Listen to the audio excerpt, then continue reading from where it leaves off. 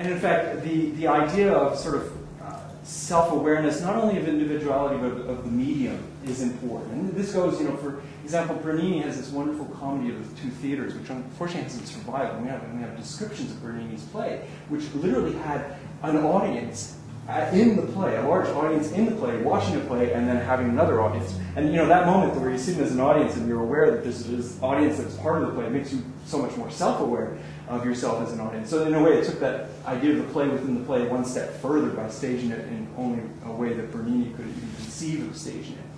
And that element of self-awareness, self-consciousness goes with Paolini for the medium of painting, and why he does these works that revolve around highlighting what painting is about in a very technical, material type of way. So this work of 61 demonstrates that. You get this in terms of this work from 62-63, which is this canvas that's rotated. He does it again in this nice little touch. And I have no doubt in mind that he's referencing this Dutch, famous Dutch Baroque work. And again, it goes into that this self-awareness, self-conscious, because someone who sees this, your impulse would be to turn it around. Then you find out it's a ruse, but then you admire that ruse for its ability to almost self-deprecate itself in a way, which is certainly what Paolini is working.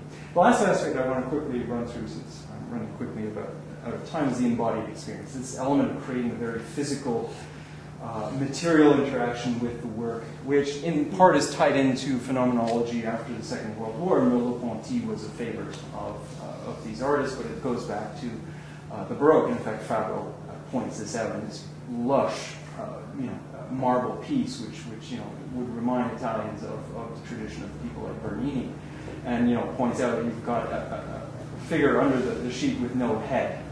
So it really it's meant to remove the thinking part and go back to that tactile component, signal that element of tactility. Austrian Baroque churches, I remember I visited Vienna, and after the 10th Baroque church, I was about ready to hurl. I mean, it was just a little too intense. But German Baroque is a little bit, and Austrian Baroque is more in terms of what we've been hearing so far.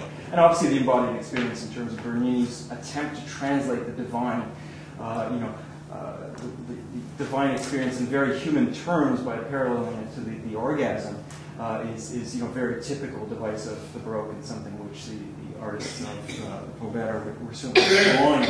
So trying to find a sort of everyday common experience that could somehow translate this sort of very transcendental experience. I just love this for the quality of the carving, the marble, and the drapes. It's just yeah. Anyway, and that comes into these very simple works. This is Anselmo's Untitled, 1967, which is just a sheet of plexiglass that's been bent and held by a small metal wire.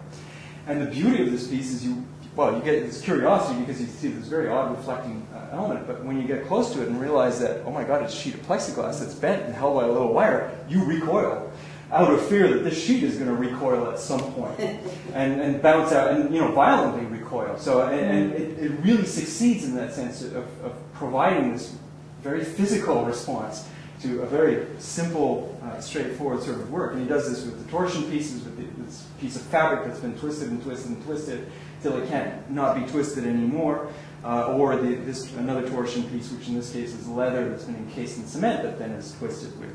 And again, it's to generate that embodied experience. You visualize through your past experience what could happen if that thing is removed from the wall or the piece. I don't think the cement's that successful. It seems a little too heavy to be able to actually move it, but the other torsion piece is, the one on the left, is quite interesting. And then this is a nice photograph of Anselmo, which is entitled 69. And it beautifully illustrates the fact that he's looking out and ready to go, well, gravity still works. So, you never know how this piece might respond in a sense. Yeah. And Calzolari, again, very much the most embedded in terms of the Baroque, has this wonderful piece called Filter and Welcome to the Angel, 1967, where you have to put on these red socks. And unfortunately, there's no color photographs of it. It's just descriptions. But you had all these people have red socks. You walk into this tunnel which has this foam floor, and it's in the dark. The only thing you have is this ultraviolet light, which obviously makes it quite interesting. So you're on this foam floor trying to negotiate this tunnel, and then you come in this open space, which is very brightly lit, has these doves flying all around, and you've got green artificial grass, which contrasts beautifully with the red socks, which is really this wonderful Baroque experience that he attempts to generate in this piece. I think I'll end with this one. One of my favorite pieces is Boegi's Annual Lamp of 1966, which is the count goes that the light goes on for 7 seconds once a year, randomly. You simply do not know when it's going to go on. And which is a wonderful, again, because it also plays on the theme of desire. And you know, Piero Ghilardi, who was part of the Povera group as well, pointed out that desire is one of the key elements that Povera are driving at. And it's what makes the Baroque desire. Yeah, and it's what makes the Baroque successful in their mind, and it's what makes these works successful. And it works. I mean, I know what a light bulb's going to look like when it's lit, but when I went to see this piece, I couldn't leave the room because I thought, well, I might actually get flooded. Yeah, this might be the moment of revelation. We can talk about it next year on the religion one too. Yeah, well, yeah.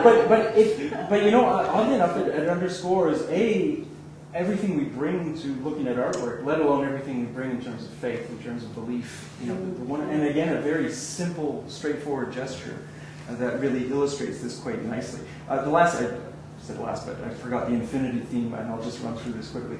It is very much a Baroque 17th century topic. Poor Pascal had to fight over the fact that, you know, our place in the world is getting smaller and smaller as the universe is getting larger and larger. And so Calzolari has this wonderful neon piece with branches and dried out leaves representing the symbol of infinity. And then you have Pistolero doing this cubic meter of infinity, which is just mirror facing mirror in a cubic meter. And that is one of my another Boelli work called Everything, which is in a way it reminds me. I was sort of mentioning this. I don't know how many people are familiar with Michel Serres' La Belle Noiseuse, which is talking about this wonderful sort of almost background noise, but it's the background noise that has the potential to produce everything. And in a very kitsch way, because it uses outlines of children's toys in this, produces this massive, meaningless quagmire of things, which is everything. But which, when you enter it, you can pull out individual elements, but then once you leave the work, they all sort of return back to this beautiful sort of morass of totality.